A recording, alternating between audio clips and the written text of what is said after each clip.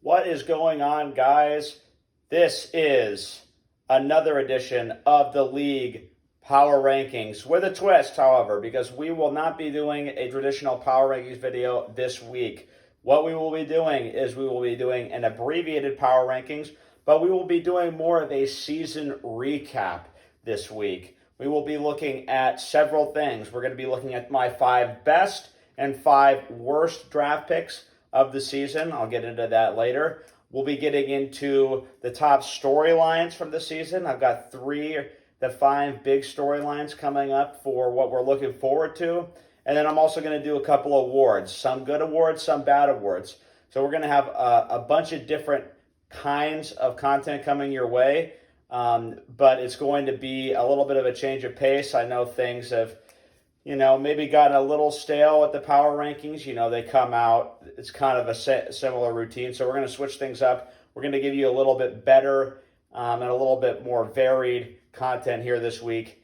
And with that being said, the first thing we're going to do is we're going to get into the power rankings. It's going to be more like a Chris Berman fastest 3 minutes power rankings, and that's going to be coming up for you right now. All right, folks, it's power rankings time. Like I said, it's going to be like a fastest 3 minutes type of power rankings. What I'm going to do, I'm going to say the team name. I'm just going to go over the scoring record and just a couple quick sentences about their team. So with that being said, I'm just going to get into it. This power rankings is really more for continuity, just to make sure that we're doing these every week to get some consistency going with the rankings week to week. All right, so number 14. Normally this would be the dumpster. I'm going to give you a pass on the dumpster because I know you've been in here a lot. It's Pablo, the path of the righteous man.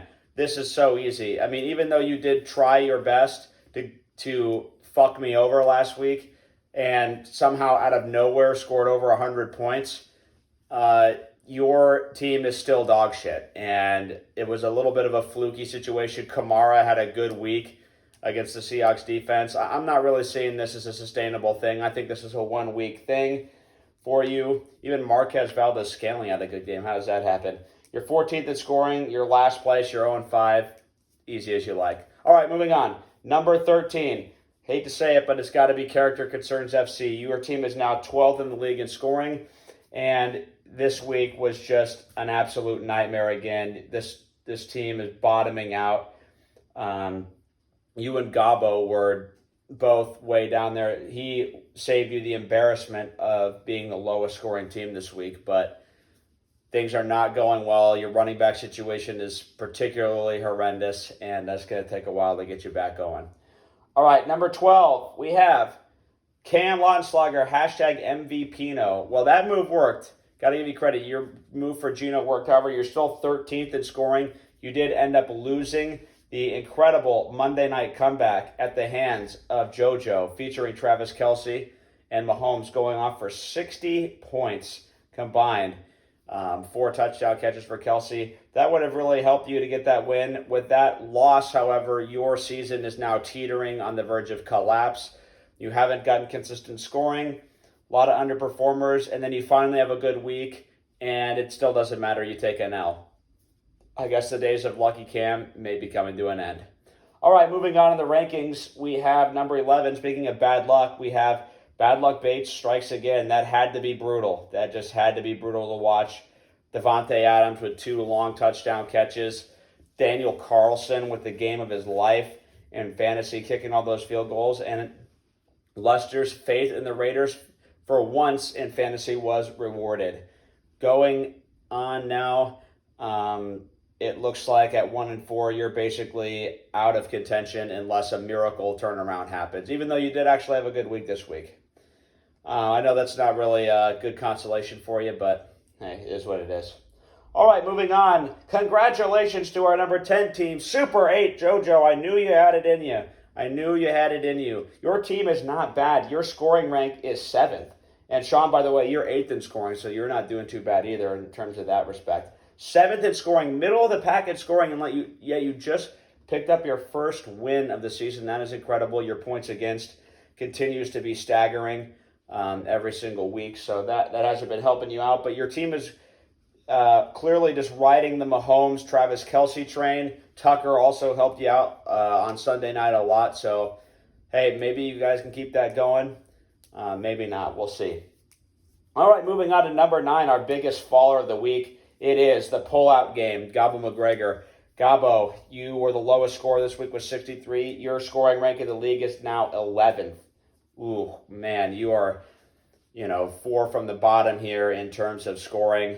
Last 2 weeks, you haven't broken 100. Things have kind of gone downhill. Nick Chubb basically had half your points this week.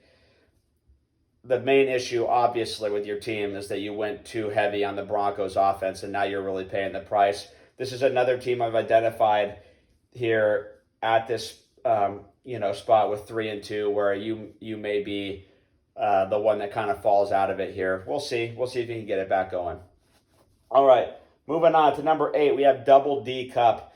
Not a pretty one this week for you, but you still got it done. Cooper Kupp and Saquon Barkley have been the faces of your team. They're the reason that a lot of people still believe that your team has a lot of pep and a lot of chance, because those guys are just scoring every single week for you.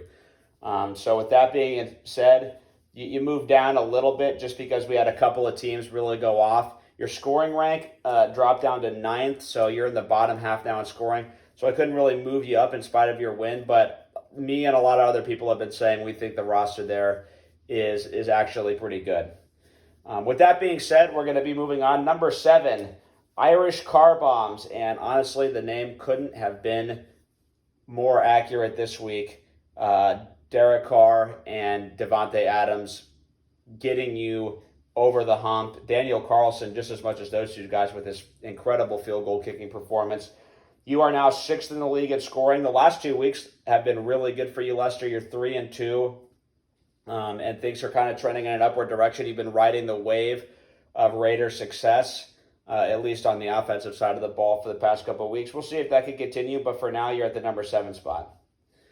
All right, moving on to number 6. It's our charmed team of the season so far. Chris has an Iron Jungle Fever. Even though you are 10th, that is right, 10th in the league in scoring, you are 4-1. The reason being, you have the fewest points against of our league. You and Nibs, I think, are the ones that are down there. No, excuse me, it's you and Solly that are down there. Very, very far below everyone else in points against.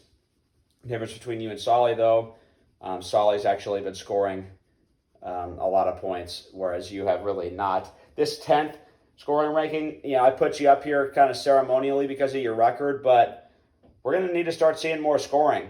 Lockett kind of changed your game along with Dallas. I remember your early afternoon games, it was looking pretty much disastrous, like you were going to completely fall apart, but the afternoon and late games really propelled you to the next level, Chris. I think the roster isn't bad, but I need to start seeing more results before I can move you up into that top 5 again. All right, moving on in the rankings. We are into the top 5 now, and we have Gimme More. So Gimme More, Boston Monroe, 3-2 team. 2nd in the league in scoring. Kind of had an off week, though, this week. And basically, Josh Allen and Christian McCaffrey were your entire team this week. That's kind of, when you combine those two guys, I think they scored 65% of your points.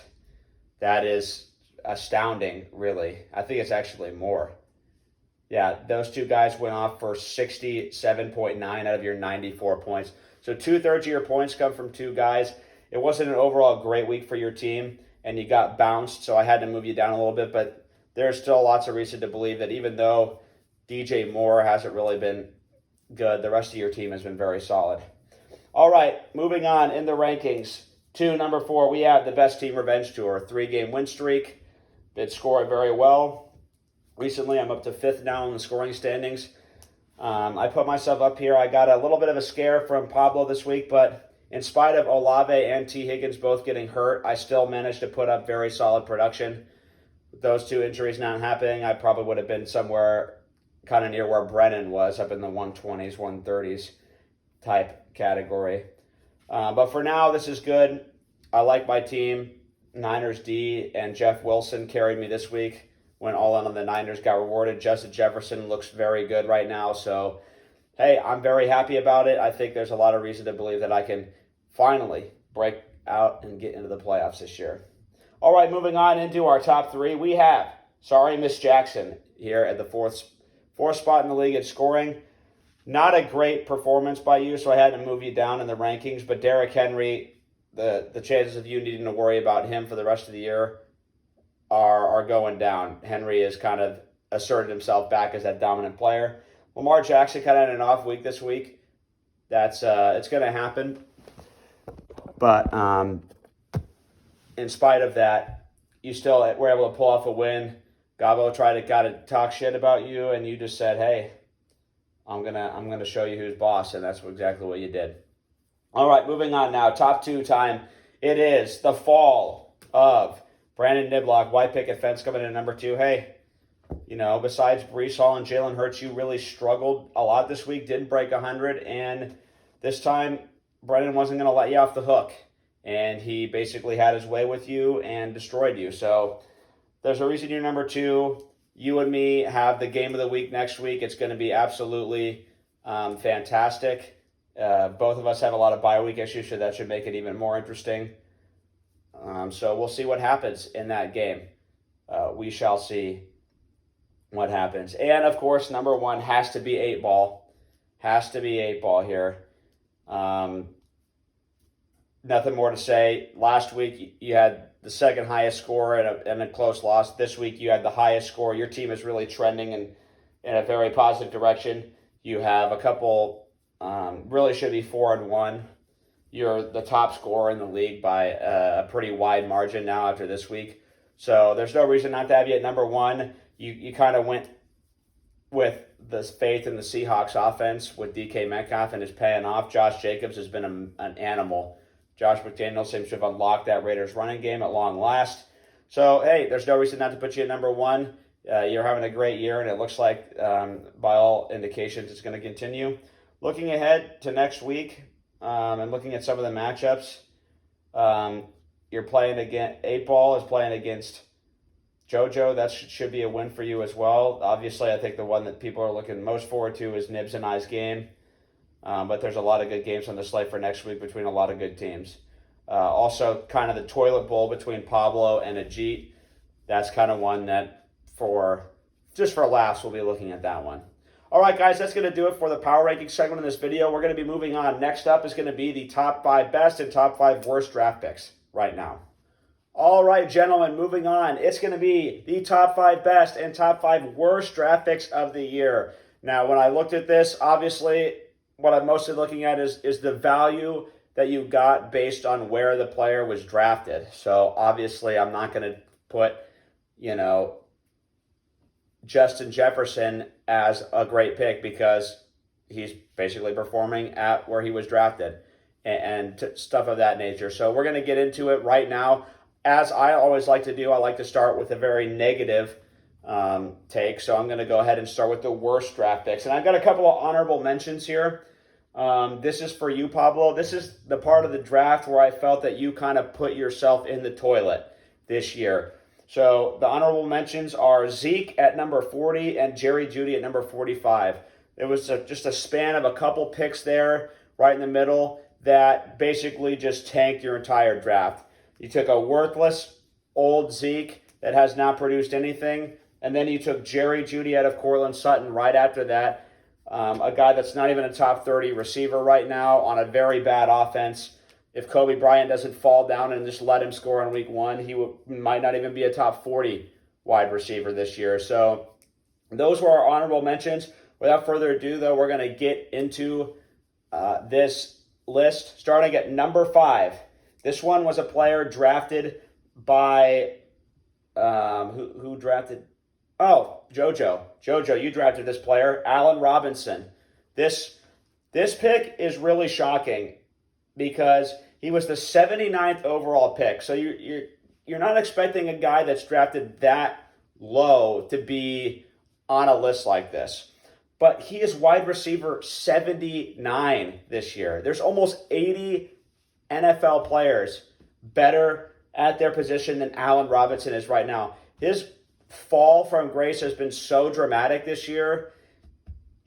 I could not put him on the list. He's basically the poster child for a completely wasted pick.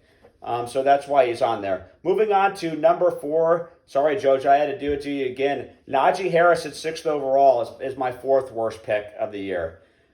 This one has less to do with the player and more to do with the overall team. But the Pittsburgh Steelers' offensive line is terrible. They're not using the dump-off passing game like they did last year, and they're not scoring touchdowns. What does that mean? That means Najee Harris, the 6th overall pick in our draft, is now a running back 29. That is just the opposite of value right there, frankly. It's the complete opposite of that.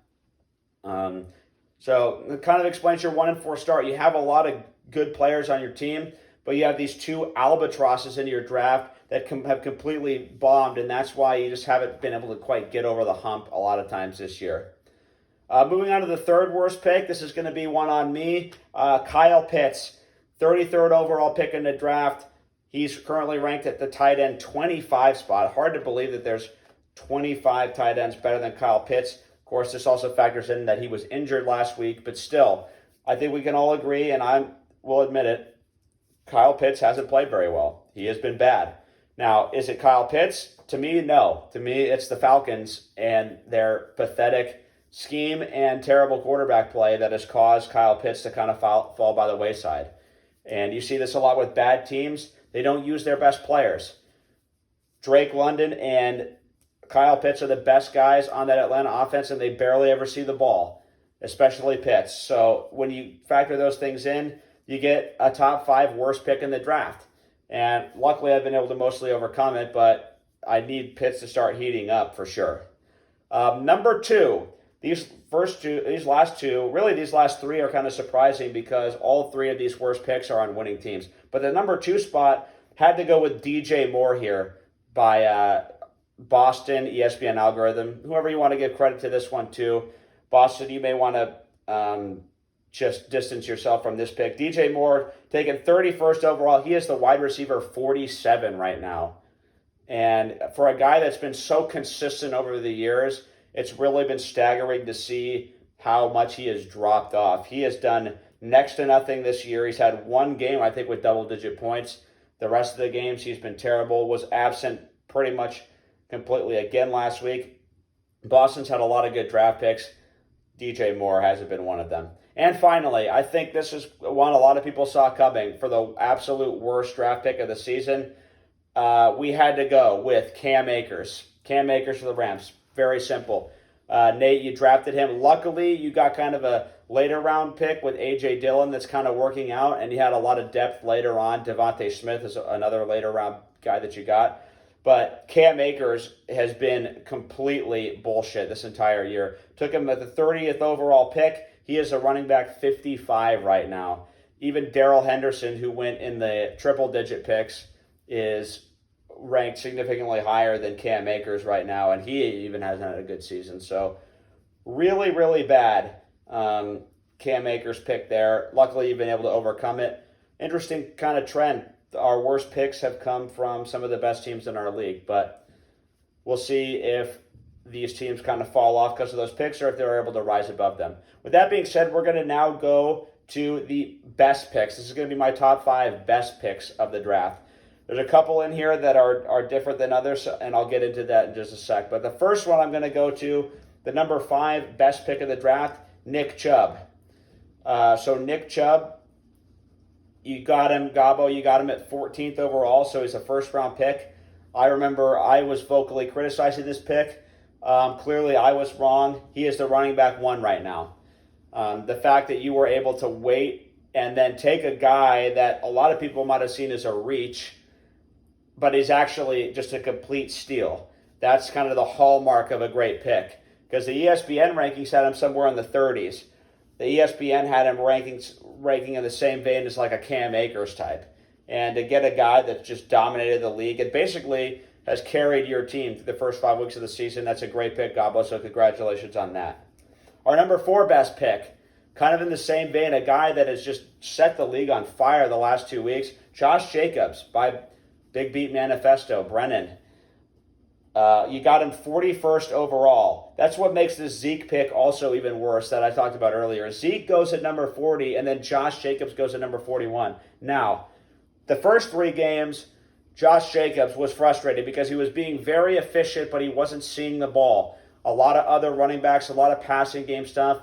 McDaniels, for all of his faults, has realized that they need to go to the ground and get Josh Jacobs the ball a lot more because he is the key to that offense, and they have been doing it, and he has shot up to running back 4 through 5 weeks. This has been a meteoric rise of epic proportions. It's led you to having 2 incredibly effective fantasy weeks the past 2 weeks, and I think Jacobs is going to be able to keep it going. They got that New England run blocking scheme now. It's going to be points galore, I think, for you with Josh Jacobs. All right, here's a pick that is no longer benefiting the player who picked him. The only player on this best picks list to have been traded this year, we have Chris Olave. This is an incredible pick by Ajit deep in the draft. Chris Olave, the 105th overall pick in our draft. It's crazy to think about that now, but he is the wide receiver 13. And the last 4 weeks, he's been in the top 10. If you add it all up, he's been in the top 10. He had a kind of a slow week 1. With Michael Thomas continuing to be irrelevant and Jarvis Landry in and out of the lineup, Olave is the number 1 receiver, and he is good. You just watch this guy. He is clearly NFL ready. I really liked him coming out. Ajit got to him a little bit before me, but then I go and get Olave, and he's kind of got my flex position looking pretty fucking solid right now. So I really like Olave at 105 overall. Clearly, that's just terrific. Moving on to number 2, this is a guy that is just, again, when you talk about guys that have carried good teams to victory, this is a guy that has done that a lot this year. We've got Jalen Hurts, 74th overall, but he's the QB3 right now. And this just goes to show the era of the mobile quarterback continues to get stronger and stronger every year. Jalen Hurts, a lot of quarterbacks taken ahead of him, including most notably Gabo, 3 picks before Nibs takes Jalen Hurts, takes Russell Wilson. That could have easily made the worst picks list, and it's definitely the worst quarterback pick of the draft. You can't even question that at this point. So the fact that you were able to get Hurts late when a lot of other quarterbacks had started to be going off the board has really benefited you tremendously. Hurts has kind of been the face of your fantasy team that has spent most of this year at number 1 in the power rankings. So Nibs, congrats. That was a great pick. I went with Herbert instead of Hurts. I'm kind of regretting that now. I also liked Hurts. He would have been my next guy behind Herbert, but we'll see how it plays out. And the moment you've all been waiting for, the number 1 best pick in the draft, according to my personal opinion, is Jake Smith, Double D Cup, getting Saquon Barkley 22nd overall. If you think about all the names of the running backs that were taken before this pick, Saquon has surpassed basically all of them. Nick Chubb and Austin Eckler, and really with Eckler, it's been just the last 2 weeks have been insane, but he had a very slow start. Saquon at running back 3, getting him 22nd overall, that has just been a complete saving grace for Jake's team. Without Saquon Barkley, his team would be in a lot of trouble. Dobbins hasn't stayed healthy. He's struggled at flex at times this year. But with Cooper Kupp and Saquon Barkley, you have a 1-2 punch that's about as good as anybody in the league right now. So Barkley gets my pick, and so many people were wary of him because of his injury history. You took the chance, and right now you're being rewarded with probably the best version of Saquon Barkley we've ever seen. I think this guy looks even better than he did when he was a rookie. So I think Jake's going to be very happy. Barkley's probably going to be a top 5 running back if he stays healthy at worst. I could easily see him moving within these top 3 spots as well this year. So that's going to do it for this segment, guys. We have our best and worst picks segment over with. Hopefully, if your team was one of the best picks, you're having a good season. And hopefully, if you're one of the worst picks, you were able to overcome it. But we're going to be moving on. Next is going to be the top 5 storylines going on into the season, coming at you right now. All right, gentlemen, we are here for the next segment of our lovely little recap that we're doing. Now for the biggest storylines. I've got 5 storylines that I want to talk about that I find very interesting. We're going to go through these pretty quickly and just give a little bit of commentary on some of them. So when you talk about our number 5 storyline, the thing that you notice when you just look at the league standings, right? 5 teams that are losing, 9 winning teams in our league so far through 5 weeks. It has been extremely competitive at the top. You've got Nibs, Chris, and Nate Solly at 4-1. And then you have Gabo, Brennan, Lester, Jake, myself, and Boston all sitting at 3-2. There's only 6 playoff spots, guys. 3 of the teams or more that have a winning record right now will not make the playoffs. That is incredible. Just goes to show that there's a lot of people who really brought it this year, and there's a lot of parity and room at the top for movement. So very exciting. A lot of teams still on the hunt here. Number 4 storyline. This is a bit of a sad one. The storyline being, is Pablo's team the worst team that we've ever had in this league? The only team that I can think of that is worse was Ajit's team a couple years ago that I think went 1-13. Pablo is fighting it out to try and get to that 2-win mark and not be the absolute worst. But this has been brutal. He's so far behind in points. He hasn't really had that many points scored on him. It's not like he's been incredibly unlucky at all. It just hasn't gotten anything going. His roster's bad. He is playing Ajit this week. He will have a chance to win this week against Ajit. If he doesn't get the win against Ajit, I don't really know who he's going to be able to beat unless he has a couple more 100-point games. I think that was more of an outlier. I don't think that he's going to be having many more of those, unfortunately for him. So now, moving on to our number 3 storyline, it is related to Ajit. Is Ajit now too unconventional? Is he gone off the rails and tried to be too, fancy with his whole team atmosphere? When you look at his team, one thing that jumps out to you immediately, last week started 2 Patriots running backs.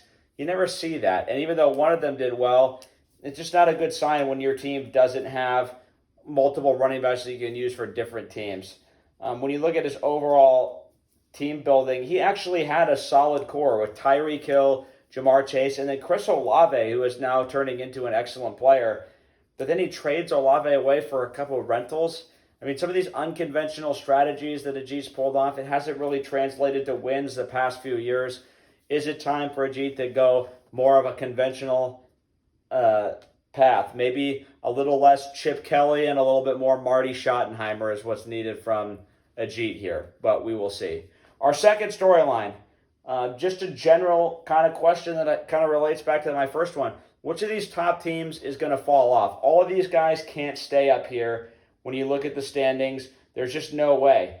I mean, mathematically, a lot of these teams are going to fall out. So who's going to be the faller? A lot of people have said, Gabo's team is kind of falling off, especially with his last performance. Can Justin's running backs hold up? Can I keep finding guys to plug into these spots? The receivers are good, yes, but will I be able to continue to do that week to week? Is Chris Hasenheyer's 10th scoring ranking with a 4-run record, is that good enough to sustain itself to where he can still make the playoffs, even though he has had an incredibly good head start on the season, barely averaging 100 points per game? I don't know. There's a lot of things that are kind of up in the air this year, and when it comes to some of these teams falling off, we're just going to have to wait and see. Maybe it's a big injury. Maybe it's just the slow but steady changes that happen in the NFL week to week that will just slowly suffocate one of these teams. Very interesting to see. The last storyline, I think one of the things that's been the number one thing to look for this season has sort of been the death of the veteran quarterback in the National Football League and also particularly in fantasy football. When you look at some of the guys that have been old favorites in the past, they haven't been doing things. We had Aaron Rodgers drop to waivers in this league. We might see Russell Wilson get dropped to waivers soon, whether Gabo wants to continue to try and salvage something from his Broncos offense philosophy. But when you look at the quarterback rankings, you look at these guys, you have all these young mobile quarterbacks at the top. You got your Josh Allen's, your Lamar's, Jalen, Patrick Mahomes. The first pocket passer you get to on the rankings is Joe Burrow, followed soon by Justin Herbert. You don't get to a real steady veteran until the very end of the top 10, Carson Wentz, who's not really steady in real life, but he has been useful in fantasy. But then you just get shocking guys. Kirk Cousins down here at the 12th ranking. Russell Wilson, 15. Tom Brady, 13. Aaron Rodgers ranked 20th this year in quarterbacks. And the most shocking, I think, that we've all seen, there's been Matt Ryan at 24 and Matt Stafford at 26.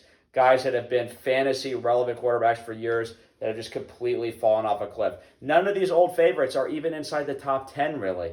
None of these stable, solid veteran pocket passers are relevant now in fantasy as of right now. So if you win all in on one of those guys, and if you made that your option, you're already in trouble and you're already behind the 8 ball. So we will continue to see if that changes. If there was a guy that I think might break the trend, I think Brady with Chris Godwin back could get better. The other guys, I think those guys are just in for a really bad season. So when you look at everything, the veteran quarterbacks have just not really performed at all. Those are my top 5 storylines for this first 5 weeks of the season. And we'll see which of these storylines continue to manifest themselves and which one of them kind of dies out as the season goes along.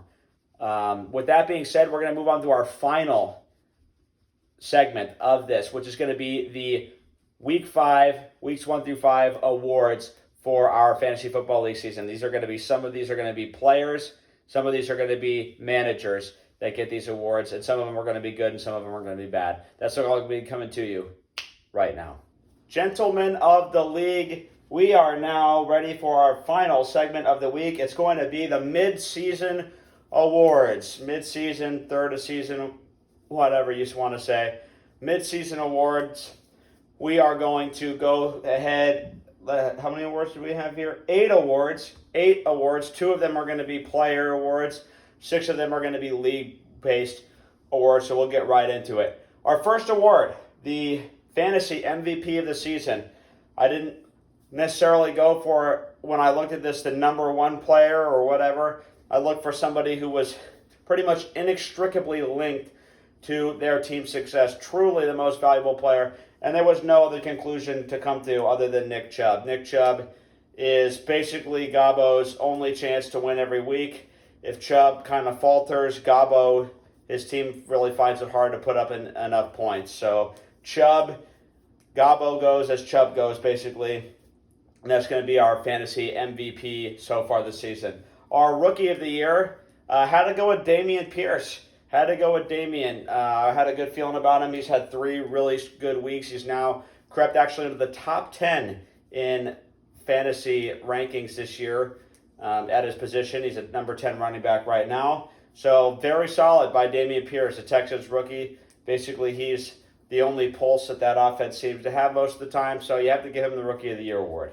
All right, beyond that, we are now moving on to some of the league awards, right? So this is going to be teams in our league that are going to win these awards. And some of them are good and some of them are bad.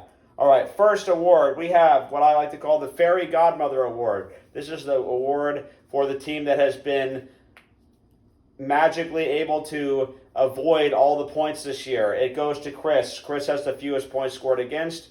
It makes sense because he also isn't very high in the scoring rankings, yet he is 4-1. Chris has led a very charmed life, giving up barely over 80 points per game on average. Very, very lucky all season long. By contrast, I don't know what you call this award, but JoJo has gotten the fucking big pile of shit award. He is giving up on average almost 120 points, it looks like, almost 115 points. So definitely a wide margin there, and there's a reason why one team's 1-4 and one team is 4-1, even though they basically scored the same number of points. All right, moving on. We now have the 1983 Redskins Award for the most points in the league, and that award goes to, of course, Brennan. Reason why it's called that is because the 83 Redskins at one time did hold the NFL scoring record, and I think they've actually held it for the largest amount of time. So that's why I'm giving it to them. They held it between 1983 and 1998. And plus they had John Riggins, and everybody likes John Riggins. So Brennan, no surprise, he's the highest scorer in the league by a pretty good margin now. Had a great year for him so far. All right, next we have the John Harbaugh Award. John Harbaugh, as you know, started out as a special teams coach. This award goes to the team with the most points from the defense and special teams and kicker positions. The two positions that kind of get forgotten about. Who has been brilliant at these spots? Well, actually, I was surprised to find that it's Chris.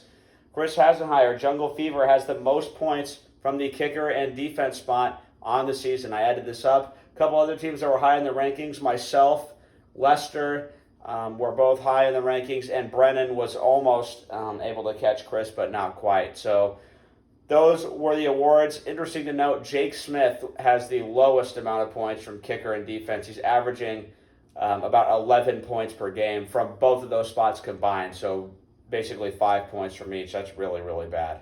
All right, moving on to our next award. This is going to be the Ronnie Coleman Award for the hardest flex, the most points from the flex position this year. And the winner is Brennan. Brennan is winning a lot of these positive awards, and it's no wonder. His flex has been the strongest by far on the season. Cam and Nibs were very close. Nibs has been kind of cheating the system because he's had Cortland Sutton and CeeDee Lamb in his flex spots a couple of weeks, kind of trying to bump up his numbers. I don't know if he knew that this was going to be an award, but in terms of the guy with the most traditional flex, Brendan has been relying on Lazard pretty heavily on the season. It's paid off for him, so congratulations. All right, our next award is the Matty Ice Award. This award goes to the team with the most washed up players. It is named in honor of Matty Ice because Matty Ice, we can now basically see, is completely washed up. And that award goes to Pablo. That is the least surprising award ever. I mean, Pablo has basically the 2018 Pro Bowl roster. Well, unfortunately, it's not 2018 anymore, and a lot of these guys are garbage now. So, Pablo, that's not a very good award for you. Tough luck. And finally, I have one more award. This is going to be the 2008 Broncos Award. This award is going to go to the team that I feel has the most likely to collapse in the second half of the season. This team, to be clear, has to have a winning record.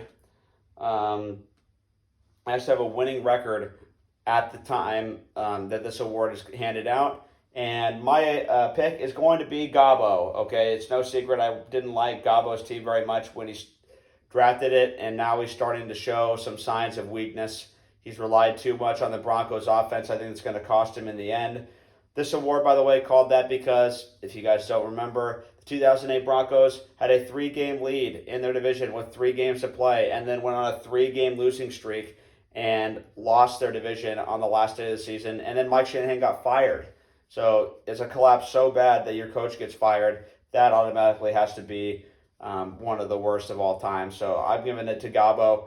Gabo, even though Chubb has been good, unless he continues to just dominate and get 20 to 30 points per game, I don't think you have enough horses, pun intended, to get it done. So you tried to ride, you try to let Russ cook. I don't think it's going to pay off for you.